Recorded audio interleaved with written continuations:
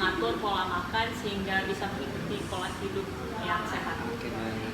Jadi kan di dalam dunia fitness ya, SSA itu atau dunia hidup sehat itu kan sebenarnya sangat berbeda dengan kehidupan sehari-hari. Pertama satu ya, kita jauh dari hal-hal seperti rokok, alkohol ya, terus narkoba. Itu dulu yang tiga itu yang penting ya, untuk menghindari dari hal-hal seperti itu. Yang terpenting adalah pola istirahat, yaitu kita tidur minimal harus jangan kurang dari 12 jam minimal. Oh, jangan kurang dari 12 jam. Nah, karena kalau kita kurang dari 12 jam kayak cuma 5 jam atau 4 jam itu mempengaruhi dari detak jantung nadi kita. Jadi kita nanti kayak orang cepat lelah atau cepat capek ya kan, dan makanya bisa kena virus karena daya tubuh kita ini kan menurun kan, imun tubuh istilahnya menurun.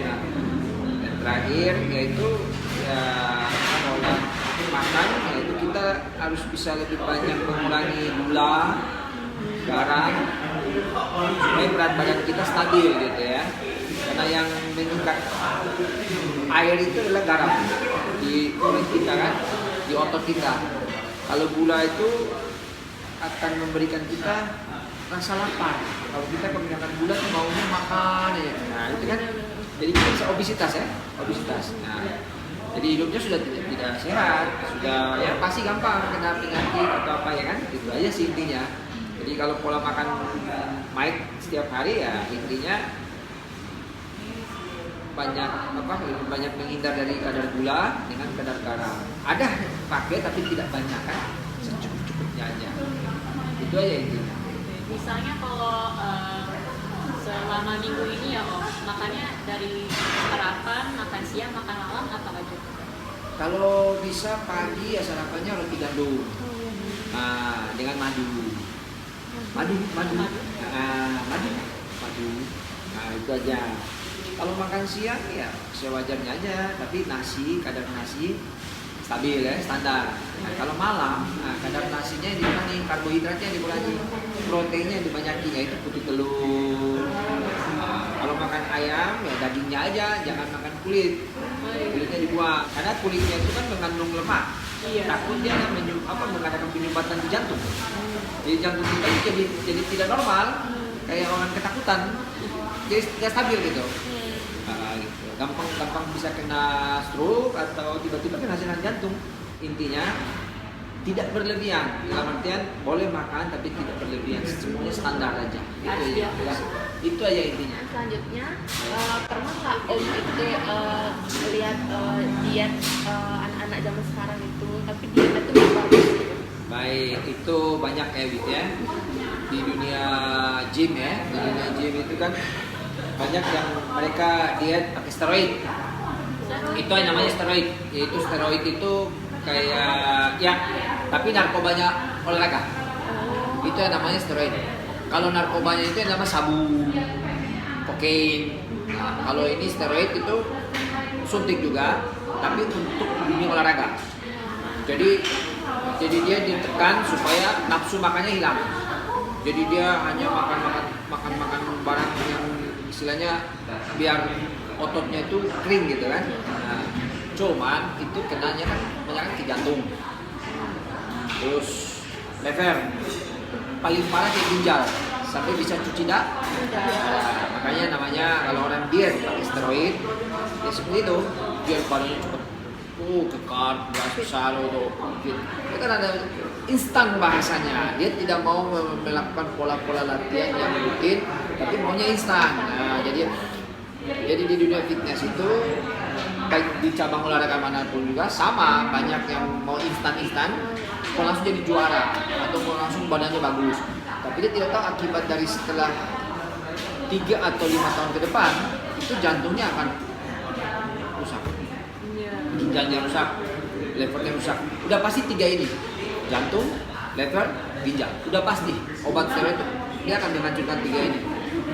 Dan yang terakhir adalah darah.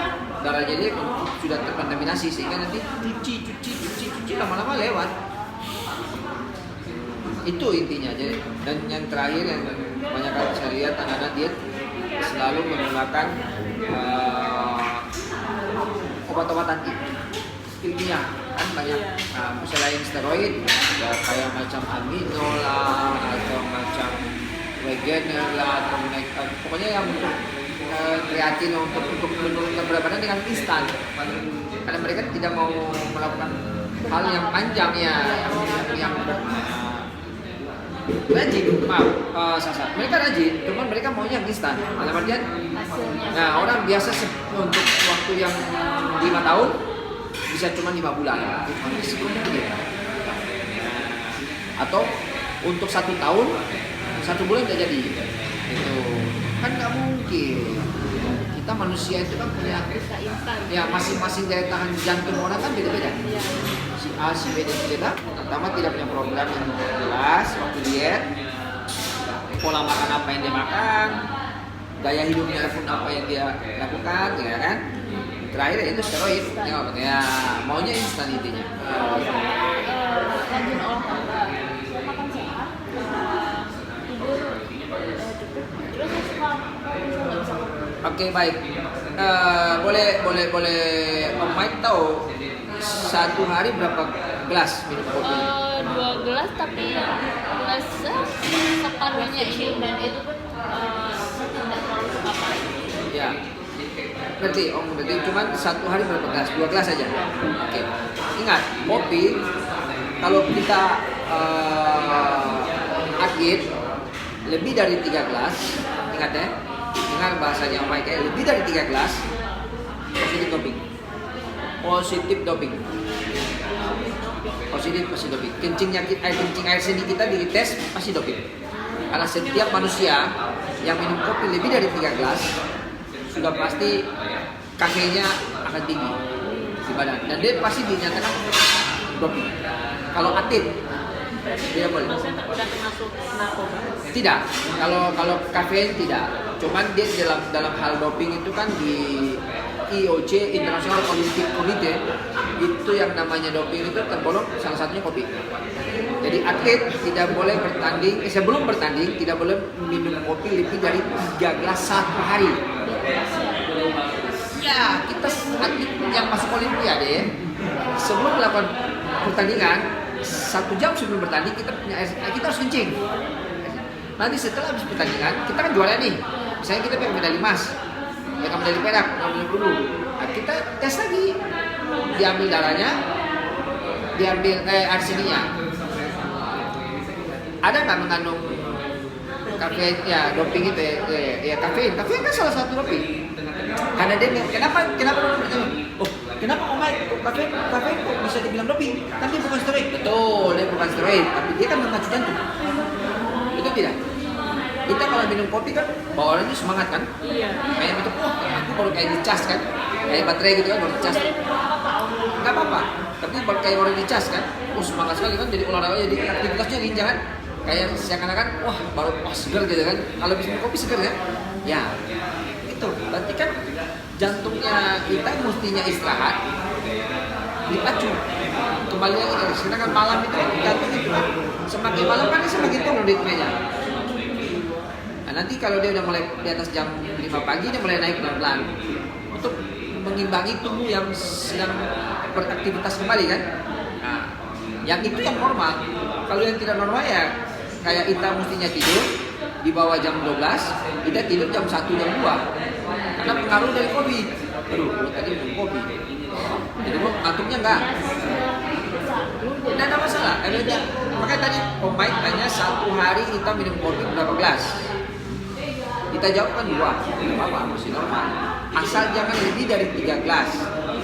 Ada orang yang minum kopi setiap 2-3 jam minum kopi, 2-3 jam minum kopi. Berarti kan dia sudah minum kopi lebih dari 3 gelas istilahnya. Kalau bisa sih kita jangan lebih dari 2 gelas. Jadi maksimal 2 gelas. Kalau kita sudah 3 gelas itu sebenarnya sudah masuk dalam kategori doping. Sudah masuk dalam kategori doping. Sudah masuk dibilangnya doping. karena dia mengandung kafein. Kafein kan salah satu zat yang dilarang oleh IOC, International Olympic Committee. Dilarang. Kafein tidak boleh ada di dalam itu. Untuk kita berbicara untuk dunia fitness ya, sehat ya.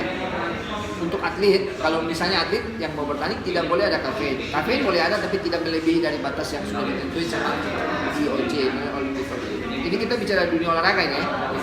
Ini dunia sehat nih kan. Ya, pokoknya kalau sudah minum kopi lebih dari 12 itu sudah tidak sehat, sudah tidak normal, itu sudah pasti.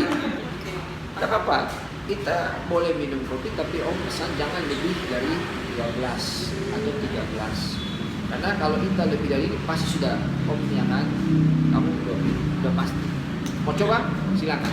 Nanti kita minum 4 gelas, 3 atau 4 gelas. Maaf, kita dari sininya dites, bawa ke dokter, minta tes untuk tes urin tentang doping. Nanti dikasih di rumah sakit dites positif lah. Pasti. Karena kadar kafeinnya mempengaruhi. Karena kafein salah satu testosteron yang bisa memacu. Pokoknya ya bahasanya sederhana, yaitu memacu adrenalin seperti Widya ngomong memacu. Nah, memacu adrenalin berarti memacu jantung kamu. Jadi kamu sangat kuat, kamu merasa kamu kuat. Jadi kan orang udah capek, kamu udah capek. Nah di situ itu yang namanya doping. Yang namanya doping itu sesuatu hal yang memacu kita di luar dari batas kewajaran. Itu bahasa sederhananya. Memacu adrenalin kita di luar dari batas kewajaran. Jadi orang sebenarnya sudah mestinya istirahat, mesti kerja. Ya itu namanya doping. Itu sudah maksudnya doping. Begitu bahasa sederhana. Saya penasaran om, bisa nggak sih kita fit, kita sehat, tapi kita nggak olahraga, tapi kita tidurnya teratur, makan teratur, tapi kita nggak olahraga?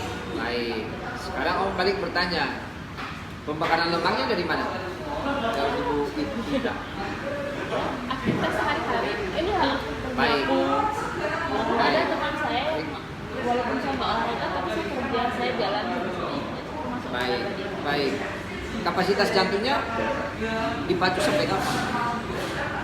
Beda dengan orang yang berolahraga, dengan orang yang beraktivitas kerja. Kalau kerja itu kan yang dipakai adalah pikiran, main yang capek, badan capek. Karena main capek mempengaruhi kepada tubuh. Tapi kalau aktivitas jantung tidak berpengaruh, jantung tidak ada aktivitas, berarti kan jantung tidak dipakai. Sedangkan kalau kamu olahraga, main nggak dipakai, tapi jantung yang sehat. Ingat bahasanya, bedanya antara orang yang tidak olahraga tapi dia bisa menjaga sehat, atas dasarnya apa? Kamu yakin bisa sehat? Coba bikin tes darah kamu. Kalau bukan kolesterol, asam urat, semua. Karena pembakarannya dari mana? Satunya. Pembakaran lemaknya dari mana? Kita. Oh iya, itu betul. Pembakaran lemak kamu di mana? Kalau kamu tidak melakukan aktivitas yang begitu maksimal, jantung kamu nggak pernah memaksimalkan dia. Ya kan? Kamu cuma jalan dari sini paling cuma dia sampai 100 meter cuma 2 langkah 3 langkah balik lagi kan ya kan naik turun tangga cuma segitu aja. Tapi jantungnya nggak dipacu. Cuman mainnya yang dipacu pikiran. Aku mungkin bagaimana aku mesti bikin perusahaan ini maju atau bisa aku bikin untungnya besar. Betul nggak? Tapi pikiran kamu yang dipakai, tapi bukan tubuh kamu yang digunakan. Yaitu jantung, ginjal. Bahkan nanti kalau orang yang bilang dia sehat, dia nggak pernah minum air. Kenapa? Dia kan saking kerja dia lupa minum air kan? Ginjalnya lama-lama rusak. Karena dia bekerja makin keras, tapi tidak ada asupan air yang bagus untuk menetralisir itu. Atas dasar apa orang bilang saya hidup sehat tetap olahraga? Omong kosong. Konsep. Logikanya sederhana. Pembakaran lemaknya dari mana? Kayak kolesterolnya dibakar lewat mana? Asam uratnya dibakar. Peredaran darahnya bisa baik dari mana? Pembuluh darahnya enggak. Makin kecil. Ujung-ujungnya kena serangan jantung mati. Nanti sudah operasi jantung, sudah pasang ring atau pasang bypass, baru mau olahraga sudah terlelat, tinggal tunggu mati, nggak bisa lagi. Kalau orang sudah pasang ring, kalau orang sudah manusia sudah pasang ring, nggak mungkin bisa. Ayah saya sudah pasang ring. Karena dia dulu kecan kopi kuat dia, ayahnya. Rokok juga kan, ayah. Itu bukan hidup sehat. Sekarang sebenarnya sudah kelar sebenarnya. Sekarang sudah mulai mengurangi gula. Ya, tapi sudah telat. Sudah telat. Orang kalau sudah pasang ring itu, maaf ya, Ida, itu kaki satu sudah di kuburan, satu di atas. Tinggal tunggu kapan dia berhenti, dia jalan. Iya. Karena kalau orang pasang ring itu dia akan bertambah, yaitu ring 1, ring 2, ring 3, dan 4 dan seterusnya. Karena pembuluh darah manusia itu di jantung itu kan ada 8 katup. 4 katup, 8 pintu. 4 pintu, 8 katup masuk. 4 pintu, 8 katup. Nah, 8 katup itu kalau 2 sudah pasang, sisa 6, nanti pasang lagi lama-lama. Habis terus dia tiap hari harus minum obat pengencer darah. Tiap hari harus suntik. Suntik apa? Saya kurang tahu tapi itu suntik. Tiap hari harus suntik dari dokternya. Suntik buat asma. Untuk apa? I don't know. Coba kamu tanya, mungkin dia diabetes. Iya tidak. Ya, diabetes suntik. Gak mungkin orang jantung suntik, itu diabetes. Oh, diabetes. Ya, dia harus suntik insulin. Kalau tidak, gulanya naik.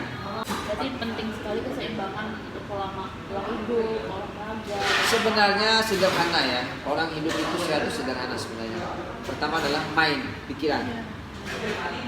Penyakit akan datang dari pikiran sebenarnya. Karena dia berpikir terlalu keras tentang bagaimana dia mencapai target, ya kan?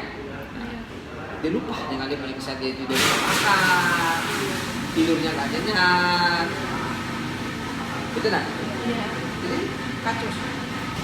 Makanya anak kuliah kayaknya cenderung pola hidupnya nggak terlalu sehat karena stres. Nah, di situ. Makanya instan gitu. Iya. Kedua, ya karbo. Karena kan yang penting kenyang kan? Iya.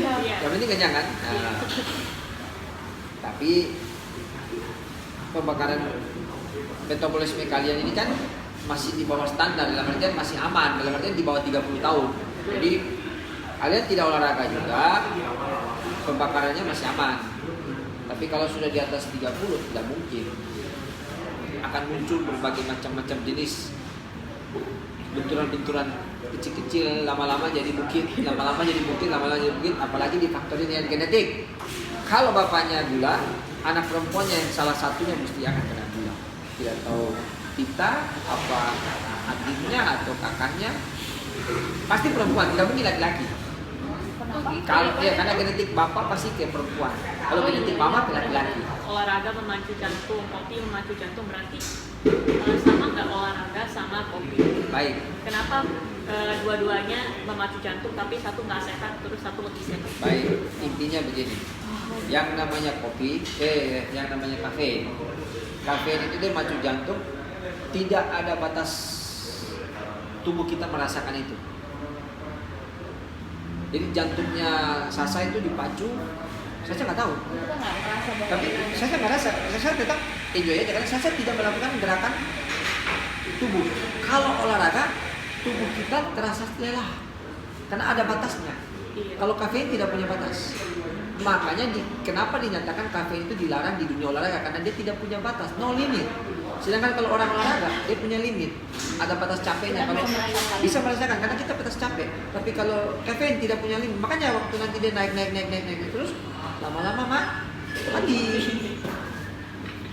Ya itu serangan jantung atau pembuluh darah pecah kan, darah tinggi. Gitu. Terus kenapa kalau kopi sama Tunggu, Om tanya dulu, udah jelas bahasanya yang tadi dua itu. Udah jelas perbedaan antara olahraga dengan kafein ya. Iya jelas sekali. Saya mau tanya lagi Om, itu Baik. kopi sama olahraga katanya itu harus diatur kopinya kalau misalnya mau olahraga nggak boleh berlebihan. Kenapa sifatnya nggak kenapa sifatnya kayak gitu? Kenapa enggak kayak kopi sama olahraga kan dua-duanya memacu jantung. Kenapa Baik. enggak saling membantu kopi sama olahraga? Baik. Itu pertanyaan sangat bagus ya. Oh, iya. Kita Widya dengan Sasa sangat bagus. Tapi harus Anda ingat, kalian bertiga harus ingat bahwa kafein pada saat bersamaan dipakai untuk olahraga, jantung kita tidak tahu batas kemampuan daya tahannya sampai di mana. Karena masing-masing daya tahan manusia kan beda-beda. Ada yang kuat, ada yang tidak kuat. Nah, di situ bisa namanya kena serangan jantung. Kayak kebanyakan pemain sepak bola mengkonsumsi yang namanya creatine ya. Iya. Nah, creatine kan mengandung kafein. Extra dose. Creatine kan mengandung kafein. Nah, pada saat mereka minum sebelum mereka melakukan aktivitas olahraga, itu kan misalnya jantung itu hanya 2 kali kemampuannya dia bisa jadi 2000 kali. Nah, bedak nggak? Sedangkan batas kemampuan kamu cuma 2 aja, ini jadi 2000 kali. Meledak nggak? Sekarang balik tanya sama kalian bertiga. Ujungnya mati enggak? Mati kan? Tanpa sadar kan? Nah, blank kan? Black out, jatuh, kena serangan jantung, mati. Betul tidak? Yang salah siapa? Tuhan kan? Salah enggak kan? Salah kita. Bukan salah Tuhan kan? Tuhan kan nggak suruh kamu minum creatine naik, Tuhan nggak suruh kamu minum extra dose sebelum melakukan aktivitas. Makanya kenapa di dunia olahraga dilarang tidak boleh melebihi dari 2 gelas? Karena akan mengakibatkan fatal atlet itu mengalami serangan jantung di situ. Karena dia tidak tahu kecepatan jantungnya itu hanya Tuhan yang tahu. Begitu dia diukur hanya jantung itu hanya diukur 2. Komputer, alat, komputer bukan dokter. Dokter lihat dari komputer, bukan dokter yang dengan mata begini. Nah, ini jantung kamu sudah melebihi batas nih Mike, gitu. Nah, kan dia tahu alat itu macunya udah ngawur, sudah grafiknya udah kacau karena jantung kita itu kan kepengaruh karena kafein. Tapi kita biasa aja, tubuhnya biasa aja, kelihatannya nggak gugup, nggak sakit, nggak. Tapi begitu dites itu grafiknya kenapa? Why? Ya karena itu. Mungkin ada pembuluh darah yang tak beres atau apa-apa, atau pengaruh kafeinnya kebanyakan. Saya jadi tahu. Jadi lebih baik minum air mineral. Intinya cuma sederhana. Kalau mau hidup sehat, jangan segala sesuatu yang berlebihan. Itu aja. Kalau berlebihan sudah pasti over toh. Istilahnya namanya overtraining lah ya. Mati kita. Yang penting kopi jangan lebih dari 2 gelas sehari ya, sehari. Bukan sekali minum ya, sehari. Iya. Oke baik, saya rasa Mike rasa cukup kayaknya sih lebih dari itu Iya, sudah lebih dari hampir 1 jam kayaknya sih. So that was the end of our podcast. This is Fitri Dasari and Kita Anggara. Dan Natasha. Mike, and of Mike. Thank you for watching. bye bye. See you. God bless.